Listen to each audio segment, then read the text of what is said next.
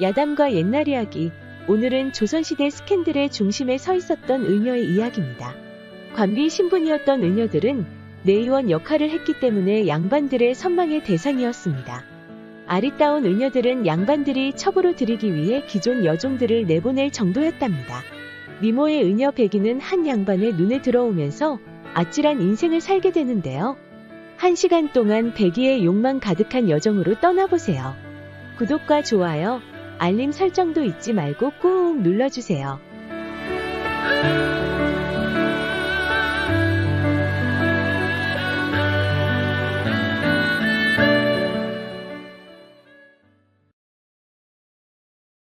예전 한 고을에 무엇 하나 부러울 것 없이 살아가던 김첨지라는 남자가 있었습니다. 재물도 재물이지만 평생 고을에서 인심 좋은 남자로 살아온 덕분에 평판이 아주 좋았지요. 그러던 김첨지에게 한 가지 고민이 생겼습니다. 마음도 몸도 건강했던 김첨지는 밤이라도 아주 충실했습니다. 부인 홍자 역시 그런 김첨지가 정말 마음에 들었답니다. 일주일 동안 밤일만 열심히 한 덕분에 홍자는 그야말로 자지러진 일도 있었습니다. 그러던 김첨지가 최근에 밤일에 자신이 없었습니다. 홍자를 만족시켜줬던 물건이 갑자기 힘을 못 쓰는 것이었습니다. 적지 않은 나이와 최근 무리한 일정 때문에 몸이 많이 쇠해진 것이었습니다. 그렇게 부인 홍자에게도 아무 말도 못하고 지내는 사이에 침 하나로 그것이 벌떡 일어선다는 소문을 들었습니다. 근방에 살고 있는 유관의 양반한테 들은 얘기였는데요. 관청에 소속된 의녀 백이라는 여인이 기가 막히게 침을 놓는다는 겁니다. 그때까지만 해도 김첨지에게 의녀는 생소한 신분이었습니다. 관청과 지방에 소속된 내의원들 얘기는 들었지만 여인들이 침을 놓는다는 이야기는 처음 들은 겁니다. 김첨지는 백방으로 알아보다가 의녀 백이에 대해 조금씩 정보를 수집하게 됐습니다. 백이는 누가 봐도 눈길을 줄 정도로 절세미인이고 지금까지 수많은 양반들이 첩으로 들이기 위해 탐내고 있다고요. 하지만 그런 능력 좋은 여인을 관청에서 쉽게 놔줄 리가 없었겠지요. 김첨지는 모처럼 승부욕이 불타올랐습니다. 그때부터 누구도 소유하지 못한 의녀 백이를 탐내기 시작했습니다. 관청에 아는 사람들을 모두 수소문해서 어떻게든 백이와 만나보려고 했습니다. 물론 부인 홍자는 모르게 은밀히 진행했지요. 홍자는 최근 의기소침했던 김첨지가 화색이 돌아서 그냥 일이 바쁜가 보다 하고 넘어가고 있었습니다. 그러던 어느 날 드디어 백이를 만날 수 있는 시간이 왔습니다. 관청에 들어가는 재상과 연결되면서 특별한 하룻밤을 약속한 것이었습니다. 김첨지는 가슴이 두근두근 뛰었습니다. 부인 홍자뿐만 아니라 종들에게도 내색하지 않으려고 무진장 애를 썼습니다. 김첨지는 믿음직스러운 머슴 용석이만 데리고 약속 장소로 향했습니다. 들키지 않으려고 일부러 촌구석에 있는 주막에서 만나기로 했답니다. 먼저 도착한 김첨지는 긴장한 채 방 안에서 서성거리고 있었습니다. 늘 점잖은 남자였는데 오늘만큼은 정말 흥분이 되는 것이 아닙니까? 머슴 용석이도 그렇게 미인이라는 의녀의 얼굴을 본다고 생각하니 괜히 들떠 있었습니다. 약속 시간이 되자 의녀 백이가 드디어 나타났습니다. 쓰개 치마를 쓰고 나타난 백이는 얼굴을 철저히 가린 채 방으로 들어갔습니다. 그녀 양옆에는 의문의 사내 두 사람이 있었는데 용석이는 생경한 분위기에 뒤로 물러섰지요. 백이가 들어와 쓰개 치마를 벗자 김첨지는 입을 딱 벌렸습니다. 얼굴이 예쁘다는 말만 들었는데 완전히 선녀가 하늘에서 내려온 것 같았습니다. 처음 뵙겠습니다. 쇳내 백이라고 하옵니다. 그래, 네가 바로 백이로구나. 듣던 대로 경국지색이로구나. 이렇게 아름다운 여인이 관비라니 믿을 수가 없구나. 대감마님의 말씀은 미리 듣고 청하옵니다. 저를 첩으로 들이시려는 겁니까? 성격은 아주 급하구나. 송구스럽사옵니다. 쇳내 관노의 신분이기 때문에 시간이 별로 없사옵니다. 여기까지 오는데도 많은 시간이 필요했사옵니다. 밖에 같이 온 사내들은 누구인가? 관청에 계신 박간의 대감마님의 종들이옵니다. 저를 특별히 이쪽으로 데리고 왔사옵니다. 박간애라면 그 욕심 많은 양반 아닌가? 그 양반도 너를 첩으로 들이려는 것이냐? 그건 아니옵니다. 한참 동안 생각하던 김첨지가 무릎을 치며 웃는 것이었습니다. 박간의 부인이 좀 고지식하지. 그 양반도 고집이 만만치 않지만 너를 첩으로 들이는 건 그리 쉬운 일이 아닐게다. 박간의 마님 부친도 관청에 있지 않았사옵니까? 임금의 외척과 아는 사이라는 말도 있사옵니다. 김첨지는 감탄했습니다. 잠시 백이를 멍하고 바라보더니 시익하고 웃는 것이었습니다. 보면 볼수록 탐이 나는구나. 사람의 몸뿐만 아니라 마음도 꿰뚫어 보는 것이 아니냐. 과찬이시옵니다. 박간의 대감마님이 여기까지 연결시켜 주신 것을 보면 결단을 끝내신 것으로 보이옵니다. 김첨지는 고개를 끄덕였습니다. 그동안 백이를 찾는다고 소비한 시간이 헛된 것이 아니었습니다. 김첨지가 알기로는 박간애가 영향력이 가장 강하지만 부인 때문에 백이를 첩으로 들이지는 못하는 것이었습니다. 그러는 동안의 다른 양반댁에서 백이를 첩으로 들이려고 하자 가장 평판이 좋은 김첨지에게 소개하기로 결정한 것이었습니다. 아마 박간애는 관청에 있는 대부분의 사람과 합의를 끝냈을 겁니다. 김첨지는 기분이 좋았습니다. 아주 순탄하게 백이를 첩으로 들일 수 있었지요. 그런데 확인하고 싶은 것이 하나 있다. 말씀하소서. 소문을 듣자 하니 네가 침을 놓으면 그것이 선다고 하던데 맞는가? 백이가 고개를 들며 미소를 지었습니다. 보통 여인이라면 고개를 숙이고 얼굴이 빨개질 텐데 백이는 아주 당당했습니다. 시험 삼아 해보시겠습니까? 김첨지는 뜻밖의 제안에 놀랐습니다. 고개를 천천히 끄덕이자 백이가 그 자리에 일어서서 준비한 침을 꺼내는 것이었습니다. 김첨지는 시키는 대로 자리에 누웠고 백이가 침착하게 침을 놓았습니다. 오랜만에 침을 맞으니 긴장도 됐지만 그것이 설 수 있다는 기대감에 꾹 참았답니다. 시간이 좀 흐르자 백이가 침을 모두 뺐습니다. 이후 백이의 손길이 물 흐르듯 어깨를 스치는 것이었습니다. 조선시대 의녀들은 침도 잘 놓았지만 사람의 몸 이곳저곳을 눌러주면서 원기를 회복시키는 일도 했답니다. 백이 역시 평생 사람의 몸을 연구한 덕분에 여기저기 주물러서 피의 순환을 원활히 돌게 해주었지요. 김첨지는 모처럼 몸이 풀리니 그대로 잠이 쏟아질 정도였습니다. 미녀라서가 아니라 정말 전문가의 손길이 느껴졌지요. 백이가 일어서자 김첨지도 기지개를 켜며 일어섰습니다. 지금 당장은 효력이 없을 수 있으니 조금 더 두고 보시면 아실 것이옵니다. 그래, 너를 다시 볼 수 있는 날은 언제가 좋겠느냐? 그러자 백이가 고개를 들고 또 그 야릇한 미소를 짓는 것이었습니다. 그것이 섰을 때 뵙지요. 김첨지는 침을 꿀꺽 삼켰습니다.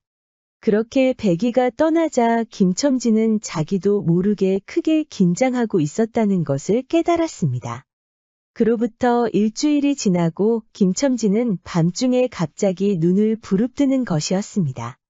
이상하게 하체에 힘이 들어가면서 몸이 붕 뜨는 기분이 드는 것이었습니다. 옆에는 마침 부인 홍자가 누워 있었는데 야릇한 향기가 욕정을 부추기는 겁니다. 김첨지는 홍자의 어깨에 살며시 손을 올리고는 하체를 밀착시켜 보았습니다. 홍자는 무슨 일인가 하고 몸을 돌렸는데 김첨지의 물건에 깜짝 놀라는 것이었습니다. 물건을 꽉 쥐어보아도 김첨지는 끄떡없었지요. 김첨지는 자연스럽게 홍자의 양다리 사이로 비집고 들어갔습니다. 열린 대문 안으로 물건이 깊숙이 들어가자 모처럼 신음소리가 귓가를 간지럽혔습니다. 홍자는 횡재를 한 것처럼 기분이 좋았답니다. 다음 날 아침 홍자는 새삼 쑥스러운 얼굴로 김첨지와 마주했습니다. 날이 하룻밤 사이에 무슨 일이 있었던 것이옵니까? 아니면 만병통치약이라도 구하셨는지요? 김첨지가 허허하고 웃었습니다. 이게 다 부인의 노고 덕분 아니겠소? 김첨지는 기분이 좋아서 당장 백이에게 이 소식을 전했습니다. 이후 백이를 데려온 두 사내를 통해 잘된 일이라는 편지를 받았습니다. 이제 백이를 첩으로 들일 일만 남았습니다. 약속된 날짜가 다가오자 김첨지는 한 가지 걱정이 생겼는데요. 바로 부인 홍자에게 이해를 부탁해야 하는데 생각보다 쉽지 않았던 것이었습니다. 같이 식사를 할 때 지나가는 식으로 첩 얘기를 했더니 바로 화를 내는 것이었지요. 그래서 어쩔 수 없이 멋은 용석이를 통해 은여 백이 얘기를 흘렸답니다. 종들끼리 은여 백이가 그렇게 신통하다는 듯이 떠들었던 것이었습니다. 특히 홍자는 그것이 벌떡 일어선다는 말을 듣고는 솔깃했던 겁니다. 결국 홍자는 김첨지를 불러서 은여에 대해 이야기를 꺼냈습니다. 사실 김첨지는 첩 얘기만 했지 은여에 대한 말은 하지 않았습니다. 홍자가 스스로 은여를 데려오게 하려고 일부러 용석이와 계획했던 것이었습니다. 김첨지는 은여 백이가 그렇게 신통하다는 말을 듣고는 마치 처음 듣는 것처럼 연기를 했습니다. 홍자는 은여가 그렇게 침을 잘 놓는다고 하니 집으로 들이는 것을 허락했습니다. 김첨지는 이미 은여 백이와 연락할 방법이 있었으면서 한번 알아보겠다고 하고는 씩 하고 웃는 것이었습니다. 그렇게 은여 백이를 첩으로 들일 줄 알았는데 생각지 못한 문제가 또 하나 생겼습니다. 백이가 관비 출신이기 때문에 대신에 여종 한 명을 보내야 했던 것이지요. 이 문제는 자연스럽게 종들 사이로 퍼졌습니다. 다들 김첨지 집에서 정이 든 사람들이라서 선뜻 나서는 사람이 없었습니다. 그때 옥주라는 여종이 김첨지를 뵙겠다고 나섰습니다. 옥주는 평소에 씩씩하고 노래도 잘 불러서 김첨지뿐만 아니라 부인 홍자도 아끼는 여종이었습니다. 대감마님, 쇳내가 관비가 되겠사옵니다. 네가 말이냐? 너는 식솔들 중에서 가장 아끼는 아이가 아니더냐? 이런 일을 대비해서 저 같은 충성스러운 여종이 있는 게 아니겠습니까? 김첨지는 새삼 옥주에게 감탄하고 말았습니다. 평소 옥주를 아끼는 이유는 여종들 중에서 가장 일을 잘한 것도 있었지만 종답지 않게 현명한 처사를 자주 보여줬기 때문이었지요. 이참에 관청 구경도 하고 얼마나 좋습니까? 저를 보내주소서. 소식을 들은 부인 홍자는 눈물을 흘렸습니다. 옥주야, 조금만 기다리거라. 내가 곧 손을 써서 널 다시 데리고 오겠느니라. 절 이렇게 아껴주시니 정말 황공하옵니다, 마님. 그날 바로 옥주는 종들과 헤어지기 위해 이별의 식사를 했지요. 다들 슬펐지만 특히 머슴 용석이는 말도 제대로 잊지 못할 정도로 서운했습니다. 어떻게 나한테 한마디 상의도 없이 그런 결정을 내릴 수 있는 거야? 네가 날 왜 걱정하니? 쓸데없는 소리 하지 말고 마님이나 잘 보필해. 두 사람은 어릴 때부터 친한 친구였습니다. 용석이는 내심 옥주를 좋아했는데 그게 짝사랑인지 본인도 헷갈렸습니다. 옥주가 해맑게 웃고 있으면 괜스레 마음이 평온해지면서도 연모하는 것이 아닌가 했지요. 그렇게 옥주는 떠나고 은여 백이가 첩으로 들어왔습니다. 종들은 상상 이상으로 절세미인이 들어오자 모두들 입을 딱 벌렸지요. 놀란 사람은 부인 홍자도 마찬가지였습니다. 사실 백이는 노비가 아니라 왕후로 보일 정도였습니다. 눈빛뿐만 아니라 그 백옥 같은 피부에서 귀티가 흘렀지요. 옥주를 떠나보낸 용석이도 침을 꿀꺽 삼켰습니다.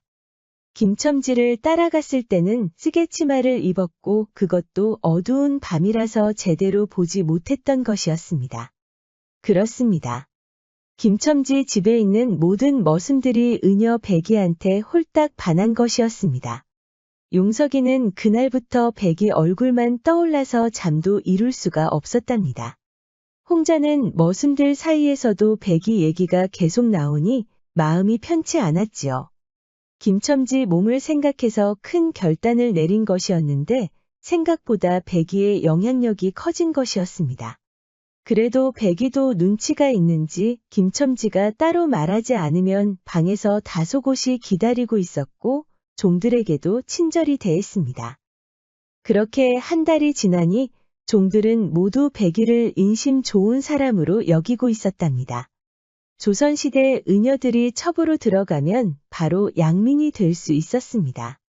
그러니 아리따운 은여들이라면 당연히 양반댁의 첩으로 들어가고 싶었겠지요. 하지만 부인 홍자는 달랐습니다. 최근 김첨지 곁에 가장 오래 있는 사람이 바로 백이니까요. 그러던 어느 날 기분 나쁘게 어두운 밤이 다가왔습니다. 오늘도 어김없이 김첨지가 백이에게 침을 맞고 있었습니다. 김첨지는 침을 맞는 것도 좋았지만 그 부드러운 손길로 어깨와 등을 주물러주는 것이 정말 좋았답니다. 백이야, 네가 주물러주면 그 다음 날에 몸이 날아갈 정도로 기분이 좋단다. 너만이 아는 비법이라도 있는 것이냐? 저는 그저 다른 의녀들처럼 의학과 학문에 매진한 것뿐이옵니다. 저에게 특별히 비법 같은 것은 없사옵니다. 백이야, 너는 이제 어엿한 내 부인이다. 다른 사람들이라면 모르겠지만 네 앞에서까지 그렇게 겸손해질 필요는 없단다.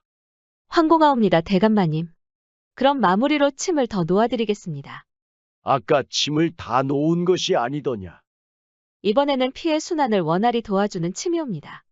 맞고 나시면 내일 아침에 가뿐히 일어날 것이옵니다. 오냐, 그래. 아주 고맙구나. 백이가 침을 모두 놓고 밖으로 나오는데 화들짝 놀랐습니다.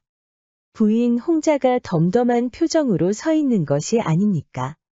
백이는 기척이 없어서 귀신이라도 나타난 줄 알았습니다.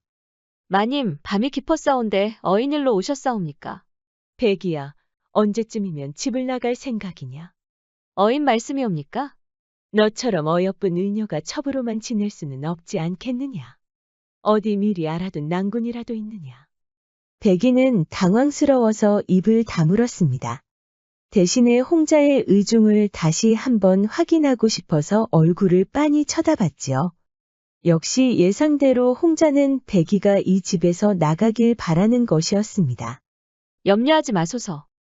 대감마님 아니만 보장된다면 어디든 갈 수 있사옵니다. 홍자의 눈꼬리가 슬쩍 올라갔습니다.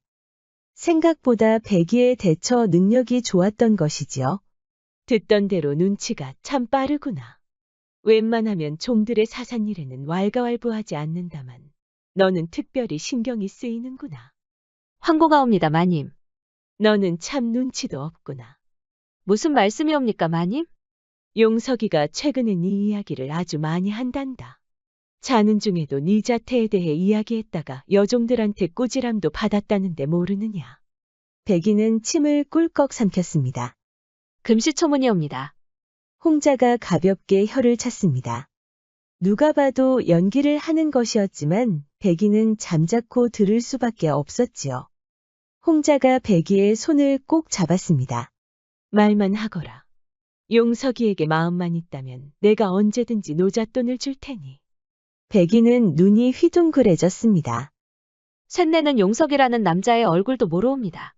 얼굴도 모르는 머슴과 어디를 간단 말씀이옵니까? 그러자 따뜻하게 잡아주던 손을 차갑게 내려놓는 것이 아닙니까? 이런 그랬구나. 용석이가 많이 서운해하겠구나. 내일 당장이라도 용석이에게 인사 올리라고 할 테니 사랑채에서 기다리거라. 알겠느냐? 백이는 할 말을 꼭 참고 겨우 대답했지요. 다음 날 아침 백이는 좀처럼 가슴을 진정시킬 수가 없었습니다. 이 일을 김첨지에게 말하고 싶었지만 부인 홍자의 보복이 더 두려웠던 겁니다. 그런데 이게 웬일입니까? 김첨지 방에서 나온 한 머슴이 놀라서 소리를 지르는 것이 아닙니까? 대체 무슨 소란인데 이러느냐? 부인 홍자가 나오자 머슴이 한 말이 정말 놀라웠습니다. 김첨지 몸이 완전히 굳어서 일어나지 못한다는 겁니다. 그러자 기다렸다는 듯이 홍자가 백이를 노려보는 것이었습니다. 어제 침을 놓은 것이 바로 백이, 네가 아니더냐? 백이는 깜짝 놀라서 뒤로 물러섰습니다.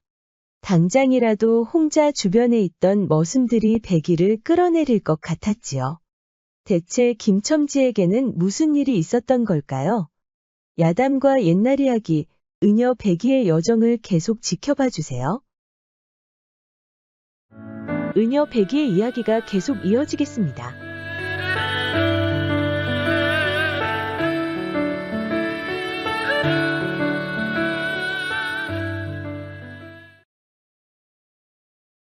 백이는 헐레벌떡 김첨지 방으로 뛰어들어갔습니다.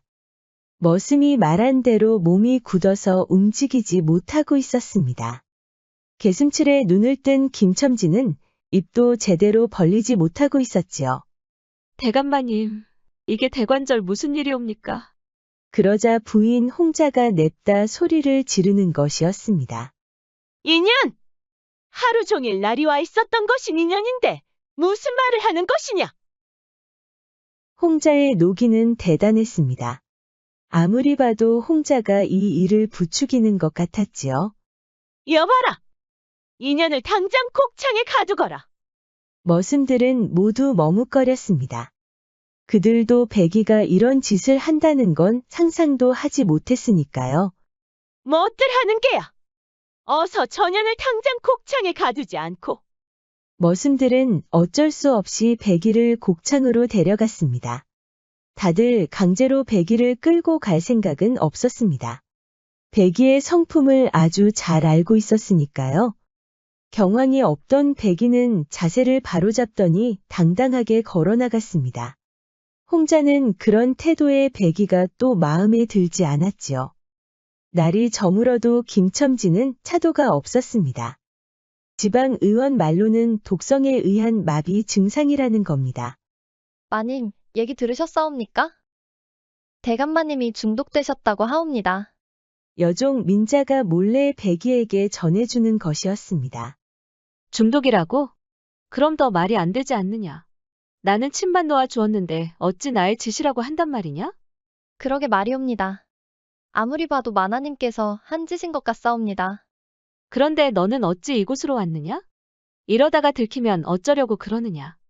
그러자 여종 민자가 활짝 웃었습니다. 저는 마님 편이옵니다. 제가 이곳에 그리 오래 있지 않았지만 누가 좋은 사람이고 나쁜 사람인지 그 정도는 알 수 있사옵니다.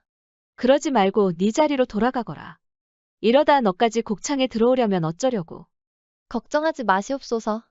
제가 잘 알아보고 무슨 일이 있는지 상세히 알려드리겠사옵니다. 민자가 후다닥 사라지는 것이었습니다. 그러지 말거라. 괜히 너만 다친다. 백이는 그날 음식을 입에도 대지 못했습니다. 잠도 한숨도 못 자고 있었지요. 그렇게 나흘이 지나니 백이도 지쳐서 겨우 죽을 떠먹을 정도였습니다. 김첨지는 점점 몸이 나아졌지만 여전히 말도 제대로 못할 정도였답니다. 그러던 어느 날 곡창 문이 열려서 백이는 흠칫 뒤로 물러났습니다. 바로 부인 홍자가 들어오는 것이 아닙니까? 더 놀라운 건 홍자가 태연하게 미소를 짓는 것이었습니다. 날 많이 원망했느냐? 어쩐 일로 오셨사옵니까? 아무리 말씀하셔도 저는 대감마님을 중독시킨 일이 없사옵니다. 알고 있다. 백이는 깜짝 놀랄 수밖에 없었습니다. 이유야 어찌됐든 나리 옆을 계속 지킨 사람은 네가 아니더냐. 네가 이렇게 버티면 나도 널 도와줄 수가 없다. 대체 저에게 무슨 말을 듣고 싶어서 이러시는 것이옵니까? 떠나거라. 백이는 이제 알 수 있었습니다. 부인 홍자는 자기보다 잘난 여인은 절대 봐주지 않는 사람이었죠. 백이는 뒤늦게 후회했습니다. 박간의 부인의 이야기를 전해 들었던 바로는 김첨지 부인이 아량이 넓어서 첩으로 들어가도 크게 후회할 일은 없었다는 겁니다. 역시 돈 많은 양반댁 말은 믿으면 안 되는 것이었을까요? 백이는 한숨을 크게 쉬었습니다. 그냥 제 발로 나가면 되겠사옵니까? 아니지. 너 혼자 나가면 다들 도망쳤다고 수근거릴 게 아니냐. 그럼 어쩌라는 말씀이옵니까? 너는 내 말을 전부 믿지 못하겠지만 용석이만큼은 진심이었다. 용석이는 널 정말로 좋아한단다. 백이는 어쩔 수 없이 용석이라는 머슴과 떠난다고 대답했습니다. 억울했지만 이 상황을 타개할 방법이 도무지 보이지 않았지요. 백이는 그냥 부인 홍자에게 벗어나고 싶었습니다. 다음 날 백이는 용석이와 함께 아직 말도 제대로 못하는 김첨지에게 인사를 드리고 집을 나섰습니다. 용석이는 백이라는 아름다운 여인과 산다고 하니 정말 신이 났지요. 그런데 이상한 일이었습니다. 용석이는 부인 홍자의 분부대로 먼 지방으로 떠나 살아보려고 했습니다. 노잣돈도 충분히 줬고 시간이 지나면 추가로 돈을 주겠다고 약속도 했지요.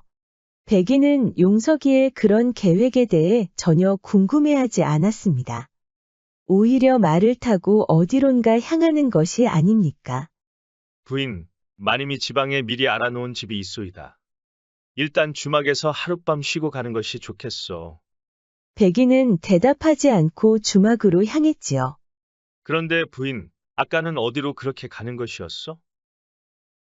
그래도 그렇지, 이 낭군님한테는 목적지를 말해야 하지 않겠소? 누가 낭군이라는 겁니까? 뭐라고 하였소? 백이는 차가운 눈빛으로 용석이를 바라보았습니다. 오해하지 마시지요.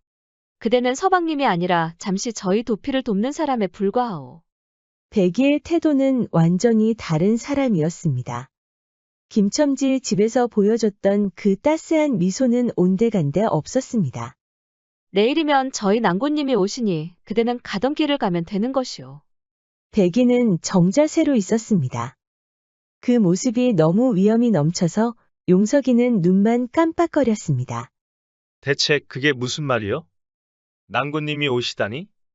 내가 말고 다른 사람이 온다는 거요. 백이가 대답을 하지 않자 용석이는 시익하고 웃었습니다. 마음고생을 너무해서 실성을 하였구먼. 염려하지 말아요. 마님이 미리 알아뒀다고 하지만 그 근방에 농사할 자리를 제가 또 알아봤다는 거 아니겠소. 백이는 듣는 둥 마는 둥 여전히 차가운 표정을 짓고 있었습니다. 내 얘기 듣고 있어? 내가 감히 관청에서 의녀까지 한 사람에게 거짓을 구하겠소? 이름이 용석이라고 하였습니까? 갑자기 내 이름을 왜 묻는 거요? 그 이름은 누가 지어준 것이오? 당연히 대감마님이 지어준 것이지요. 우리 집안은 대대로 대감마님의 은덕 덕분에 지금까지 아주 잘 살았어. 백이가 처음으로 표정에 변화가 왔습니다.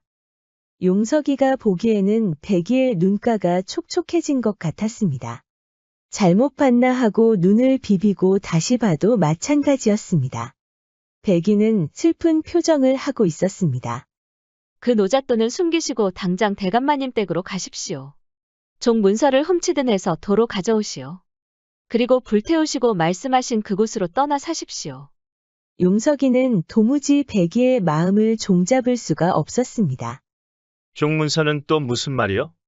마님께서 다 약조를 하셨습니다. 첩으로 들어오셨으니 당연히 양민이 되신 것이고 저 또한 혼례를 곧 올릴 테니 양민이 되는 것이지요. 답답한 소리 그만하십시오. 우리가 혼례를 올린다고 해도 자식들은 여전히 노비가 되는 것입니다. 그대의 종문서는 여전히 살아있어.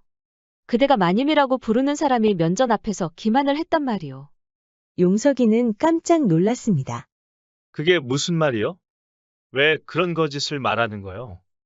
마님이 무슨 이유로 종문서를 그대로 둔다는 거요? 종문서를 그대 앞에서 태우기라도 했소? 이미 날 죄인 취급하였는데 그런 자와 도망친 그대는 무사할 것 같소? 용석이는 잠시 할 말을 잃었습니다. 백이는 용석과 사적인 이야기는 할 마음이 전혀 없어 보였습니다. 생각해보니 홍자가 약속한 것은 집과 돈뿐이었습니다. 종 문서를 그대로 뒀다면 백이와 용석이를 한꺼번에 죄인으로 취급해도 이상할 게 전혀 없었습니다. 용석이는 자기 할 말만 하고 침묵하는 백이가 괜히 미워 보였습니다. 눈도 쳐다보지 않고 있으니 이대로 떠나도 그냥 가만히 있을 것 같았지요. 그래서 지금 나와 함께 가지 못한다는 것이요? 아까도 말하지 않았습니까? 내일이면 저희 낭구님이 오신다고. 그래, 좋소이다. 어디 이번에는 그대 낭군님이 누군지 좀 들어보십시다. 그러자 볏짚처럼 차갑기만 했던 백이가 가볍게 눈길을 주는 것이었습니다. 모르시는 것이 좋습니다. 그대가 안다고 해도 상관은 없지만 알려줄 이유도 없고 마음도 없습니다. 용석이는 콧방귀를 뀌었습니다. 은혁께서 얼마나 잘났는지 다 압니다만 그래도 혼례를 올린다고 평생 모신 대감마님 곁을 떠난 사람인데 알 자격은 충분하지 않소. 백이 얘기는 이렇습니다. 백이는 어릴 때부터 사람의 몸에 관심이 많아 그 누구 못지않게 학문에 매진했습니다. 침 하나 놓는 것으로 사람이 완치되는 것을 보고 많이 신기했지요. 그래서 내의원들만 보면 많이 부러웠답니다. 백이가 한참 공부할 때는 관청에 소속되고 싶어서 매일 소원을 빌 정도였습니다. 그런데 은여는 관비라서 엄연히 노비 신분이었습니다. 백이는 신분 상승을 꿈꿨던 자신을 한탄했지만 의원 공부를 게을리하지 않았습니다. 그렇게 은여가 된 백이는 관청에 소속된 것만으로도 기뻤습니다. 비록 노비 신분이었지만 그렇게 들어가고 싶었던 내학방 구경도 했지요. 진심은 통한다고 했습니다. 백이가 그렇게 열심히 은여 일을 하는 동안에 한 남자가 눈에 들어왔습니다. 재상의 아들 김도령은 누가 봐도 훤칠하고 건실한 남자였지요. 김도령은 은여를 노비 취급하는 다른 사람과 달리 진심으로 대해 주었습니다. 문제는 역시 신분이었습니다. 백이와 김도령은 얼마 가지 않아 서로를 연모하기 시작했습니다. 김도령은 당장이라도 백이와 혼례를 올리고 싶었지만 관청에 소속된 노비를 데려갈 수는 없었습니다. 재상인 아버지에게 말했다가 호되게 혼만 났지요. 그러던 어느 날 백이가 이렇게 말하는 것이었습니다. 도련님, 몇 날 며칠 밤을 지새우며 고민했사옵니다만 그 방법밖에 없는 것 같사옵니다. 무슨 말이요? 제가 도련님의 색시가 되려면 양민이 되어야 하옵니다. 그러려면 제가 양반댁에 첩으로 들어가야 하옵니다. 김도령은 질색한 얼굴을 하고는 바로 고개를 돌려버렸습니다. 그게 대관절 무슨 말이요? 내가 어떻게든 아버지에게 허락을 받아낼 테니 그런 말은 다시는 꺼내지 마시오. 아버님은 절대 허락하지 않을 것이옵니다. 그래서 첩으로 들어가서 뭘 어쩌겠다는 것이오? 제가 미리 알아둔 분이 있사옵니다. 평판이 가장 좋은 분이라고 들었사옵니다. 듣기로는 그댁 마님께서도 온순한 분이라서 종들 사이에서도 공경하는 분위기라 하옵니다. 설마 내가 생각하는 그것은 아니라고 말해주시오. 맞사옵니다. 저는 그 양반댁 첩으로 들어간 다음에 도망쳐 나오려고 하옵니다. 그러다가 변이라도 당하면 어쩌려고 그러시오. 그러니 도련님께서 저를 도와주셔야 하옵니다. 제가 알려드린 그 시간에 맞춰 절 데리러 와주소서. 뭘 대체 어쩌려고 그러는 것이오? 염려하지 마십시오. 이번에는 절 믿고 맡겨주시면 됩니다. 이후 백이는 평소에 잘 알던 재상의 여종과 연통을 주고받고 있었습니다. 그 여종은 김첨지의 식솔들을 천천히 알아보고 있었지요. 다행히도 그 중에 가장 현명한 여종 옥주를 알게 됐습니다. 일만 잘하는 것이 아니라 노래도 잘 불러서 김첨지와 부인 홍자도 아끼던 바로 그 여종이었습니다.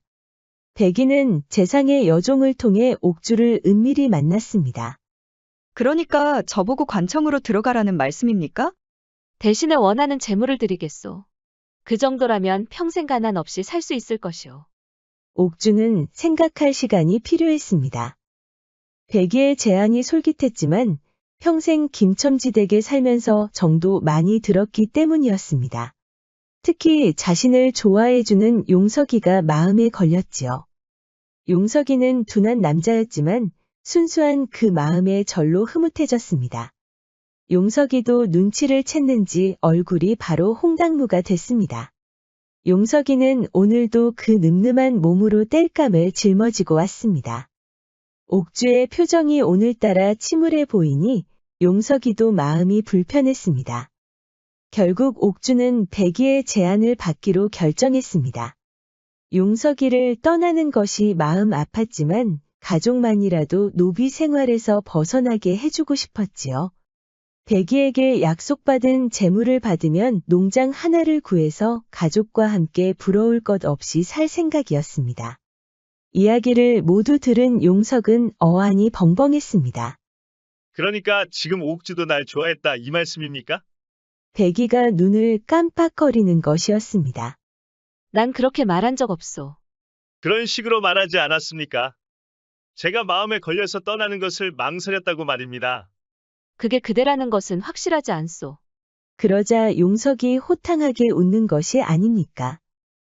그렇게 능청을 떨더니 역시 지도 나를 좋아했구먼. 백이는 한심하다는 듯이 용석이를 바라보고 있었습니다. 이보시오.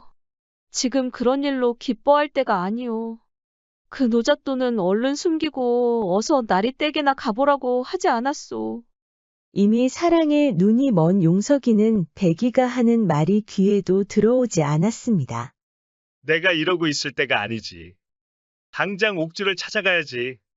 이렇게 한심한 사람 같으니 지금 관비로 있는 옥주를 어떻게 만난단 말이오. 내 말 안 들리시오? 그대가 평생 떠받든 마님께서 속였단 말이오. 정말 고맙소. 용석이가 백이의 손을 덥석 잡았습니다. 그대가 아니었다면 평생 옥주의 마음을 몰랐을 거 아니오. 백이는 한숨을 푹 쉬더니 고개를 절레절레 저었습니다. 용석이는 그날 밤에 옥주 생각에 잠이 오지 않았습니다.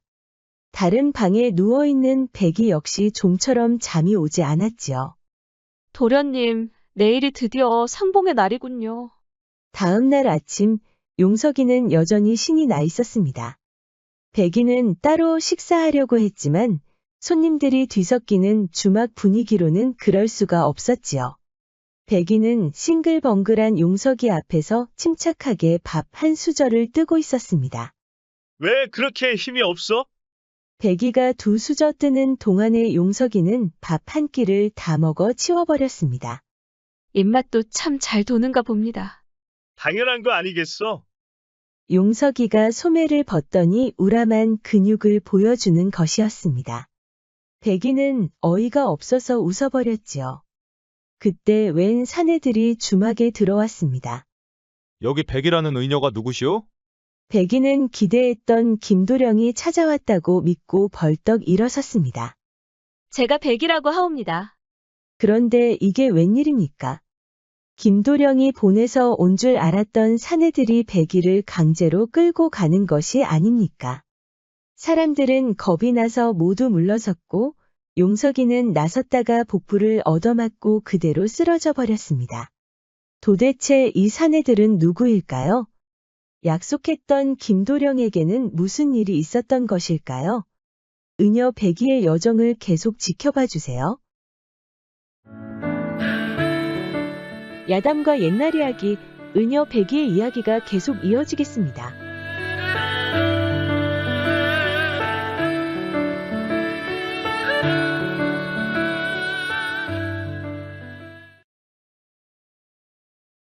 백이는 잔뜩 겁에 질려 있었습니다. 정체를 알 수 없는 사내들이 양팔을 붙잡은 채 끌고 가는 것이었지요. 백들은 누구요? 도련님은 어디 계시오? 사내들은 답이 없었습니다. 백이는 팔을 붙잡고 있는 사내의 볼에 칼자국을 발견하고 숨을 삼켰습니다. 그렇게 한참 끌려가는데 쿵쿵거리는 소리가 들리는 것이 아닙니까? 백이를 끌고 가는 사내들도 놀라서 두리번거렸는데요. 바로 용석이가 말을 타고 뒤따라온 것이었습니다. 말에서 뛰어내린 용석이는 백이가 봐도 아슬아슬했지요.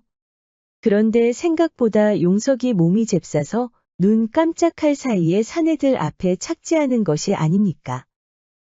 그 뒤로 백이는 어떻게 된 일인지 파악하기가 힘들었습니다.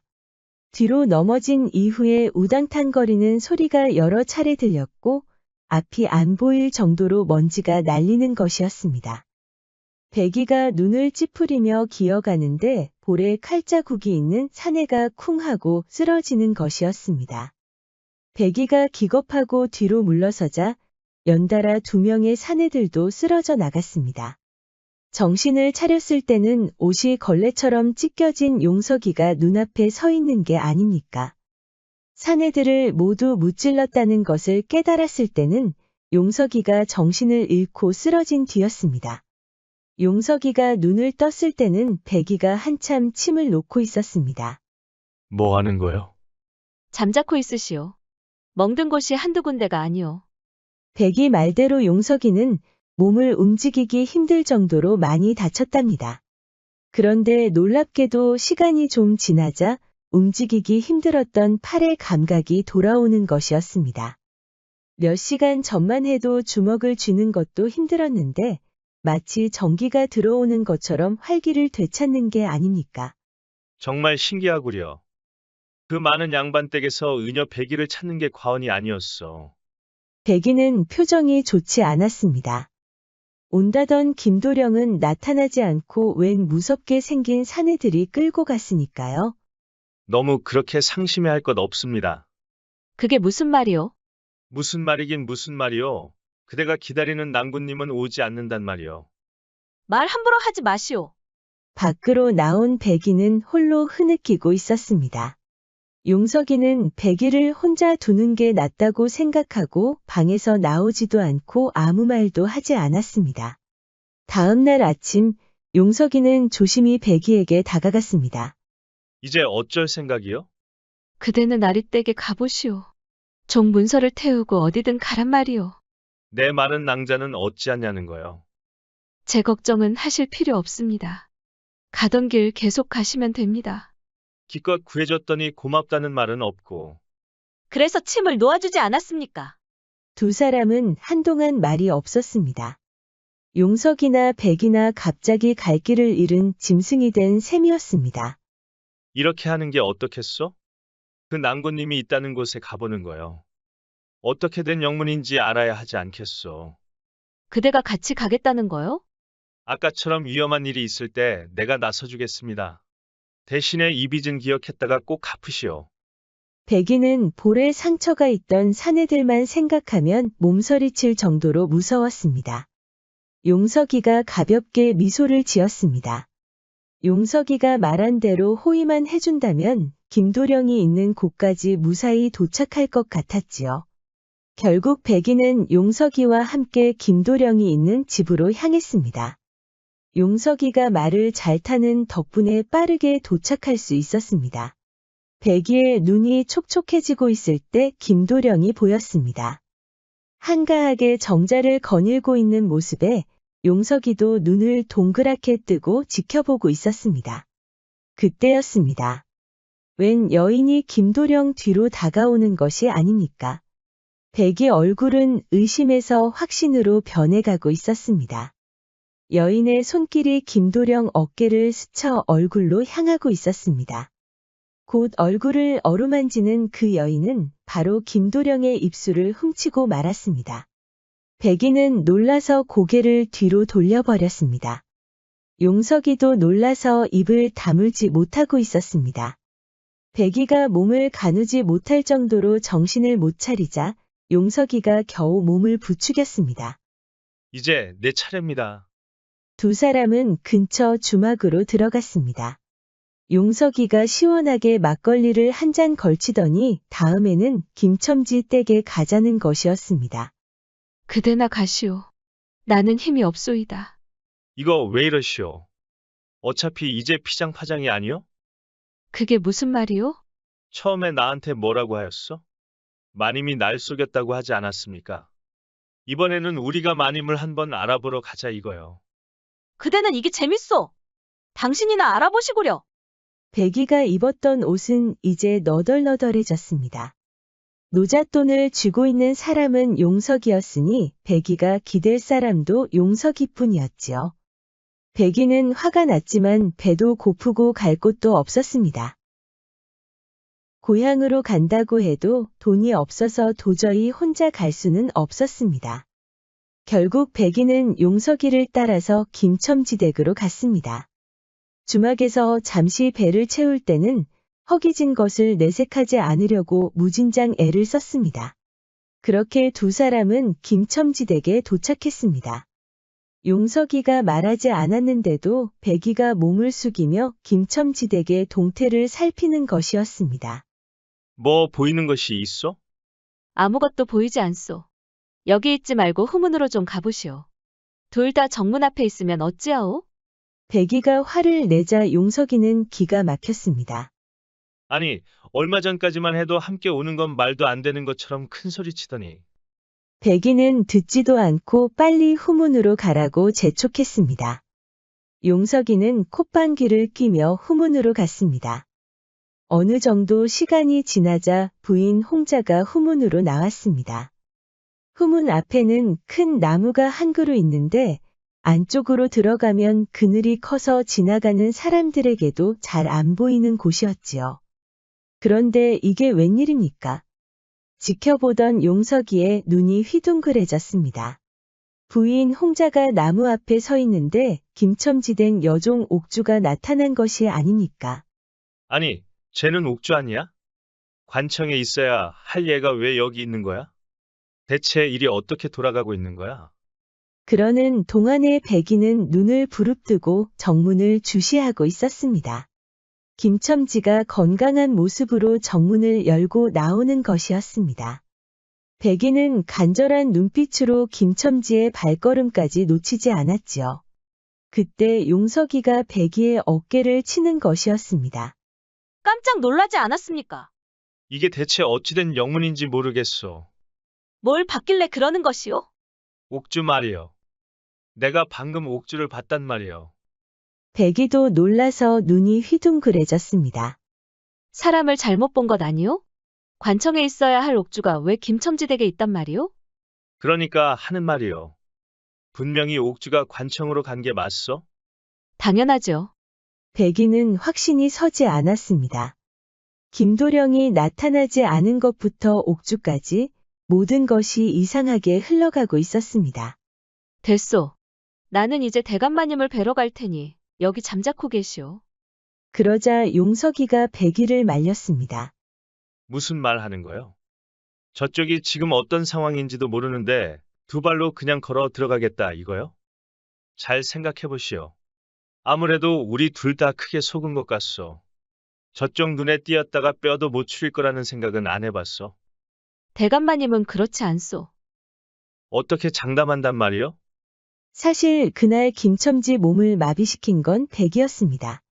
백이는 그날 밤에 모든 일을 솔직하게 털어놓았습니다.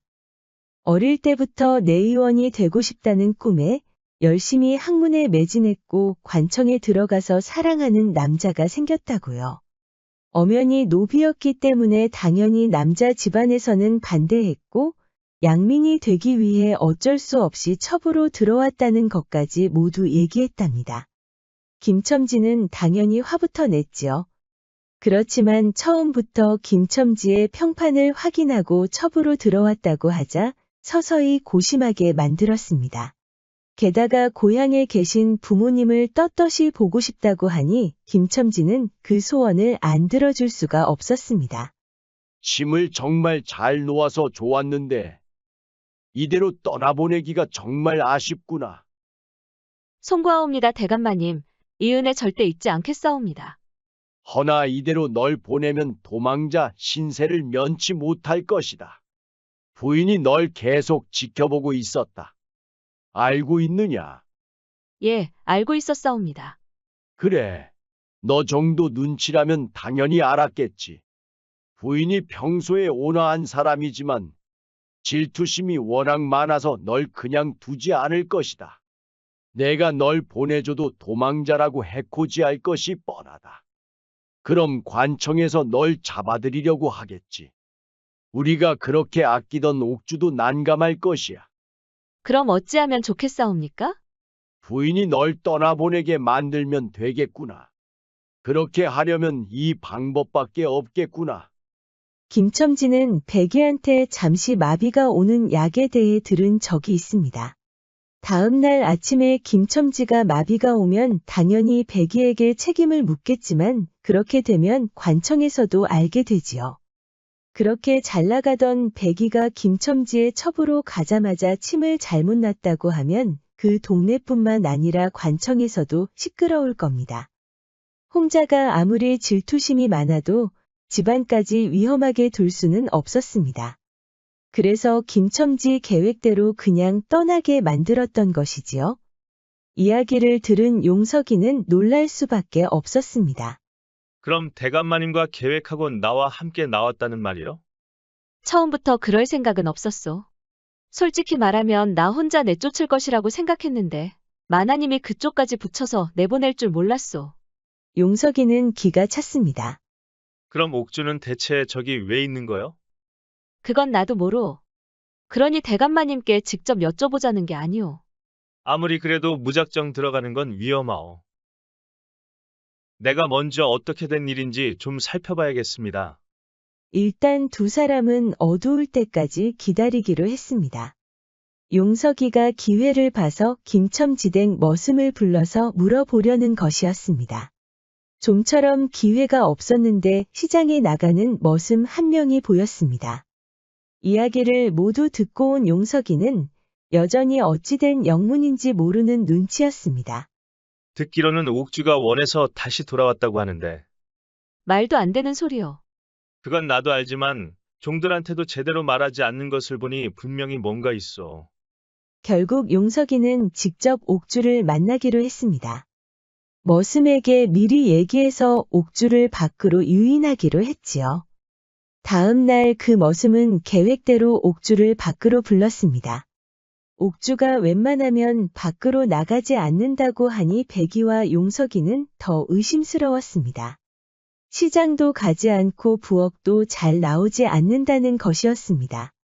이쯤 되면 홍자를 의심할 수 있었지만 종들 말로는 홍자도 뭔가 이상하다는 겁니다.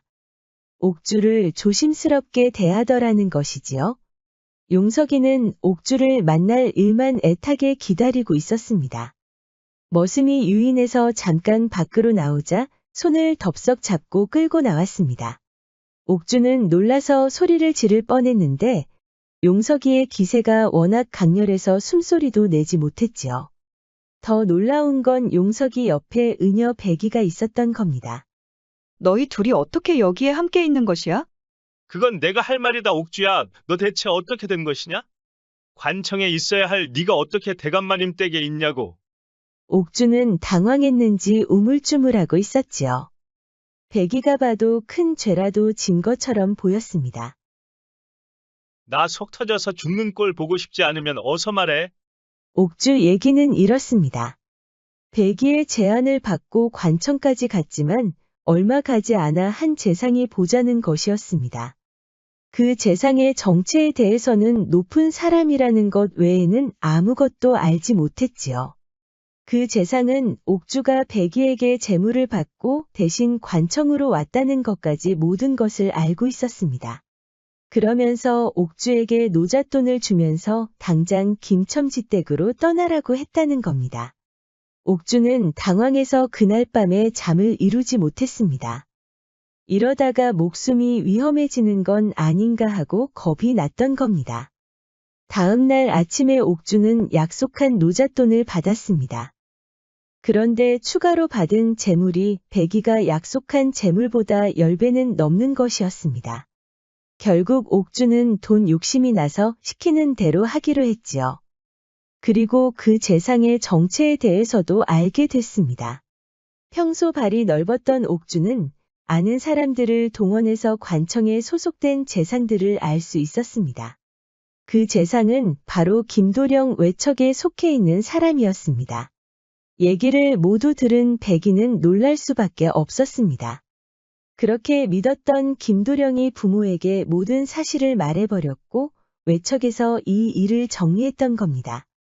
백이를 좋아했지만 도망친 종과 살 마음은 없었던 것이지요. 결국 김도령의 우유부단한 태도 때문에 백이만 고생했던 겁니다. 용석이도 김도령을 욕할 수밖에 없었지요. 게다가 돈 욕심이 나서 모두를 속이고 돌아온 옥주도 괘씸했습니다. 옥주가 재상에게 돈을 받고 돌아오자 김첨지뿐만 아니라 홍자도 조심스럽게 대하고 있었던 겁니다. 결국 백이와 용석이는 김첨지 댁을 나와 다시 주막으로 향했습니다. 속은 사람끼리 다시 막걸리를 걸치고 슬픔에 잠겼지요. 백이도 막걸리를 마시고는 용석이 어깨에 기대며 흐느꼈습니다. 그날 밤 두 사람은 주막 근방에 있는 숙소에서 하룻밤을 보냈답니다. 두 사람 다 취해서 어떻게 잠을 잤는지 알 수가 없었지요. 용석이는 그 우람한 근육으로 백이를 안아주었습니다. 백이 역시 용석이의 커다란 품에 안겼습니다. 김도령과 보냈던 그 모든 날이 주마등처럼 스쳐 지나갔습니다. 그가 보인 온화한 미소들이 모두 거짓이었다고 생각하니 미칠 지경이었습니다.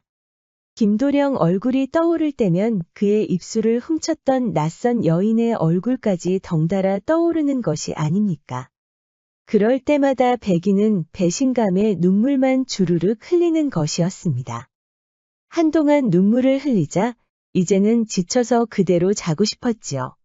이상하게도 용석이의 품이 따뜻했던 겁니다. 오늘만은 누구에게든 기대고 잠을 자고 싶었던 것이었습니다. 다음 날 아침, 용석이는 밖에서 들리는 요란한 소리에 깨어났습니다. 옆에는 백이가 어여쁜 표정으로 자고 있었지요. 문틈으로 들여다보니 험궂은 인상의 사내들이 와 있는 것이 아닙니까? 옥조, 그것이 다 일러 바쳤구먼. 용석이는 자고 있는 백이를 일으키려고 하는데 그 위험한 사내들이 들이닥쳤습니다. 좁은 문으로 들어오려는 사내들을 용석이가 냅다 발로 걷어찼지요. 백이가 눈을 떴을 때는 사내들이 모두 쓰러진 뒤였습니다. 그런데 사내들 뒤로 낯익은 남자가 나타났습니다.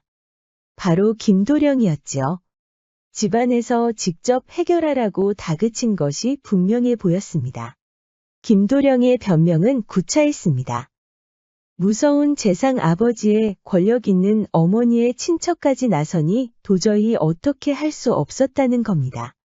듣고 있던 용석이도 화가 났는데 백이가 먼저 김도령의 뺨을 때리는 것이었습니다.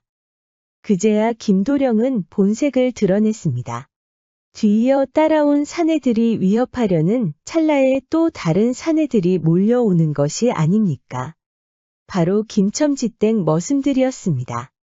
그 면모를 보아하니 백이를 존경하는 용석이의 동료들이었습니다. 백이는 어안이 벙벙했지만 용석이는 힘이 났지요. 그렇게 김도령이 몰고 온 사내들이 밀려나자 김첨지가 직접 중재에 나섰습니다. 김첨지는 김도령과 백이의 약속을 없는 것으로 치고 모든 사내들을 물러나게 했습니다. 이렇게 싸움이 지속되면 상황만 악화되니 모두 본래대로 돌리는 것이 어떻소? 백이가 애초부터 양반의 첩이 되려고 한 이유가 바로 저와의 혼례 때문이었습니다. 그렇게 어떻게 본래대로 돌린다는 겁니까? 백이가 아예 사라져야 한다는 거요.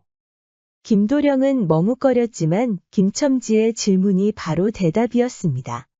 그러자 용석이가 호랑이처럼 성을 내는 것이었습니다. 그렇다면 백이가 다른 남자와 혼례를 올리면 되는 일 아니요? 김도령이 눈을 깜빡거리더니 비겁하게 웃는 것이었습니다. 저만 생각하던 백이가 무슨 수로 다른 남자와 혼례를 올린단 말입니까?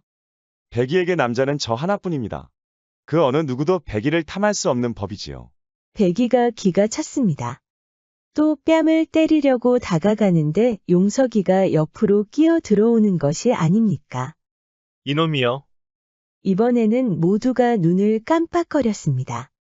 이놈이 어젯밤 백이와 하룻밤을 보냈습니다. 모두가 화들짝 놀라는데 김첨지만 흐뭇하게 웃고 있었지요. 지금 무슨 말을 하는 것이요? 용석이는 기다렸다는 듯이 백이의 입술을 훔쳤습니다.